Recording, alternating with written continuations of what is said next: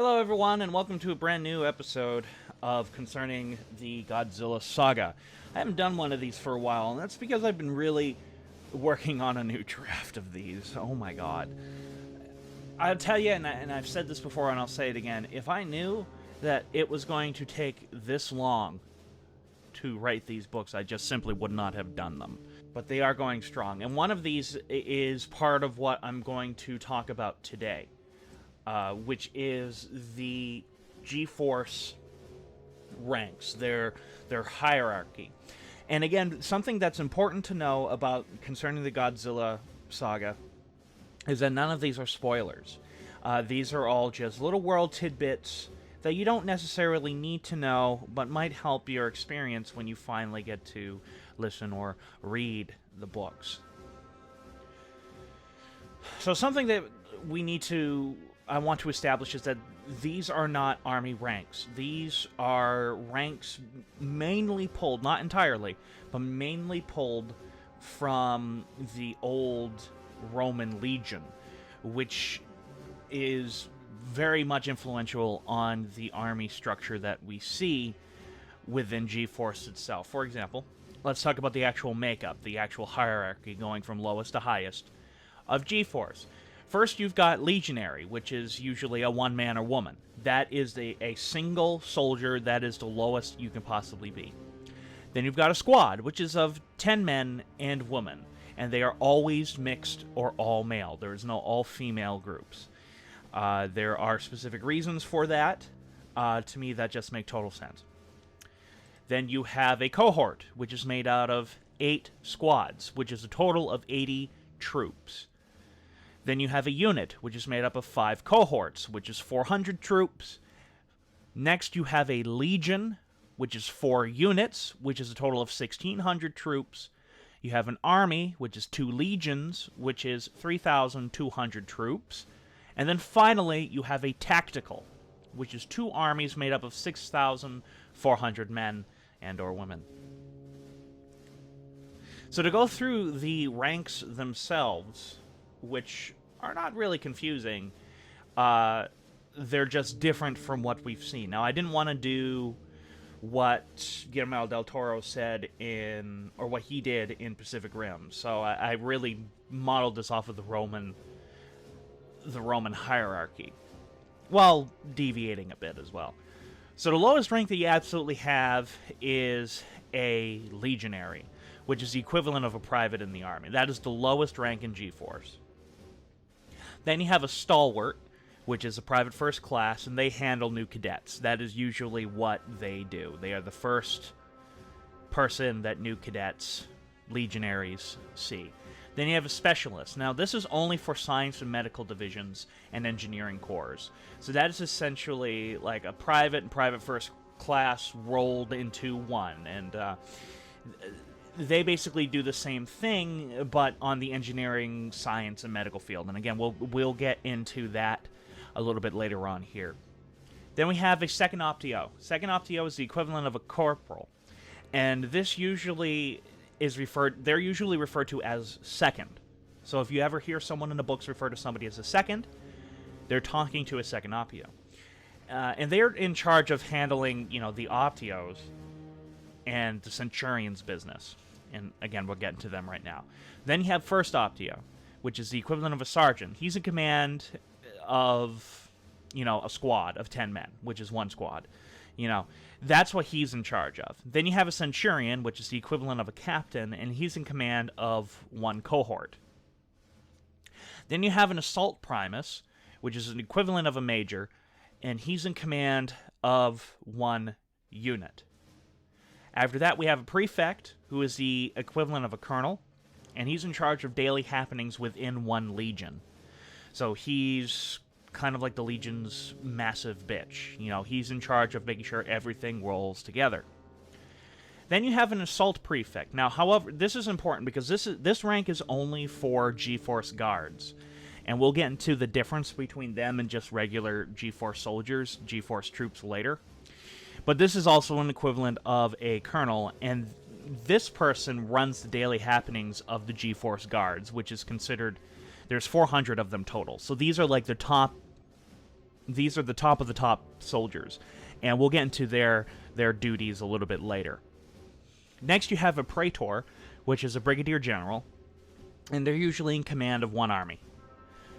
Up the ladder a little more, we have a consul, which is a general, and they usually work directly under Glenn Adams, who is in complete and utter control of G-Force, or they're in command of one tactical.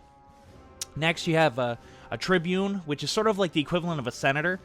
You know, somebody from Washington, which isn't a really good example, but that's the closest you can really sort of compare them to. And there are 4 tribunes that are in G-Force, and it's important to note that a tribune can share any rank from centurion and up. They don't just need to be a general or a praetor.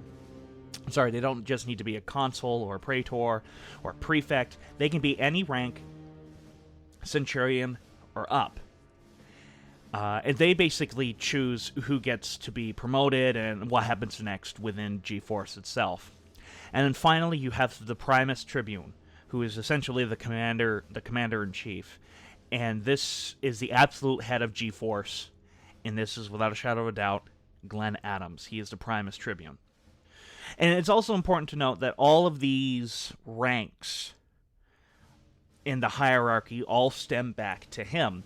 In fact, it's very important to note that Glenn Adams actually modeled this hierarchy after Shindo's Japan.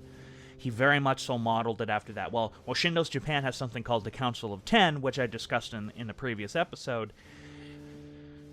Adams has his council, the tribunes, which are 4 of him, 5 including him. So he's modeled it very much so after that. And basically everything that happens within G-Force has to go through Glenn Adams. Absolutely has to go through him.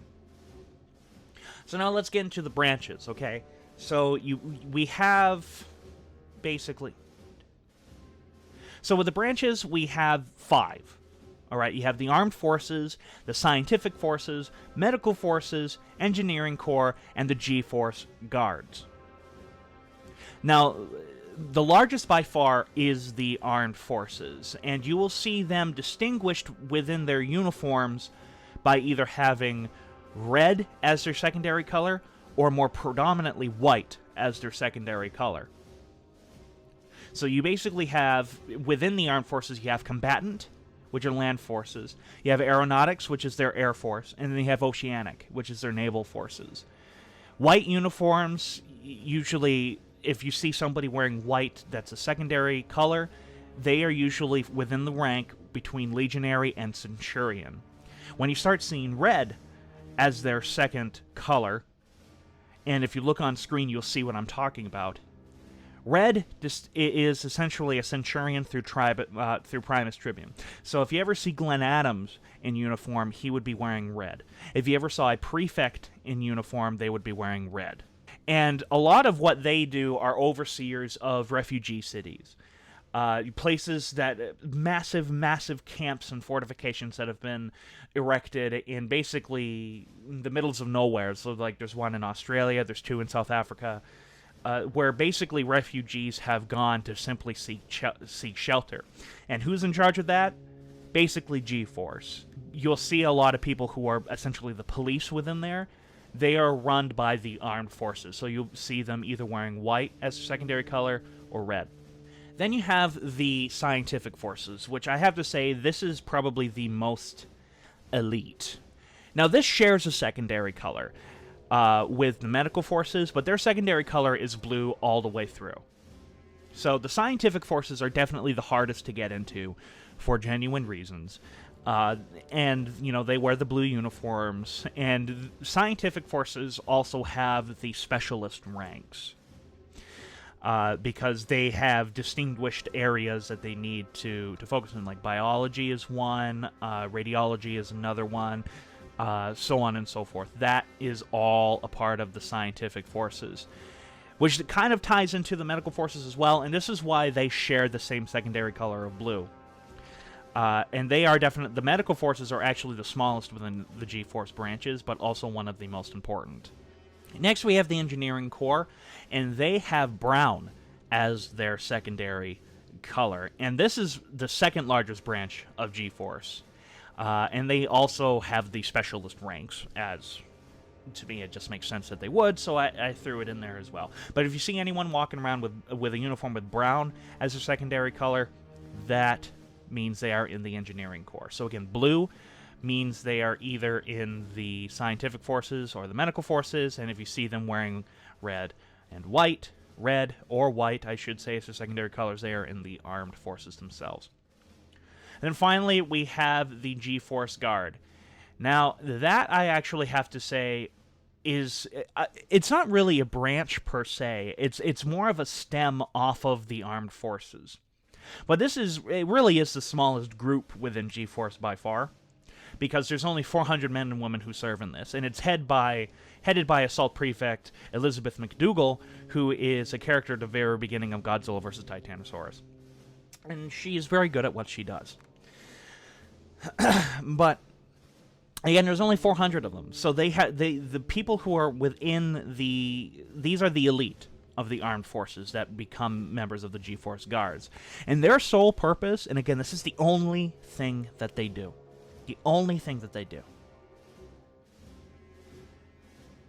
is guard Primus Tribune Glenn Adams. That is the only thing that they are responsible for, which sounds like it would be minor compared to what the armed forces do, which is a lot of the grunt work. No. They are constantly around Glenn.